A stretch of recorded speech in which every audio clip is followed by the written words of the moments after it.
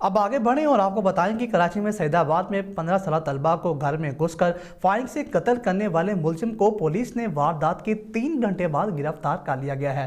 Police کے مطابق مقتولہ مدیحہ 9ویں جماعت کی طالبہ تھی۔ اسی حوالے سے ہمارے ساتھ لائن پر موجود ہیں ہمارے نمائندے ذوالفقار علی۔ جی ذوالفقار، بتائیے گا کیا تفصیلات ہیں آپ کے پاس؟ جی بالکل، سعید آباد سیکٹر 14B میں گزشتہ روز فائرنگ کر کے گھر میں 15 سالہ لڑکی کو قتل کر دیا گیا تھا، جس کے قتل میں ملوث ملزم کو پولیس نے چند گھنٹوں میں ہی گرفتار کر لیا ہے۔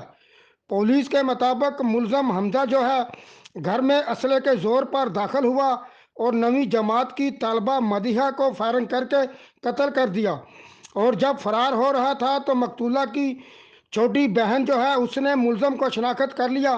ملزم حمزہ جو ہے اسکول آتے جاتے مقتولہ کو تنگ کرتا تھا۔ پولیس کا اس حوالے سے کہنا ہے کہ واقعے کے بعد ملزم حمزہ جو ہے وہ گھر سے فرار ہو گیا تھا۔